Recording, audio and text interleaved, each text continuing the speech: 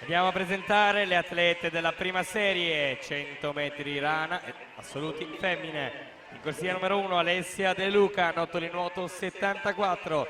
Alla 2 Laura Mazzotta, Idros. Corsia 3 Alice Morandini, team in Subrica.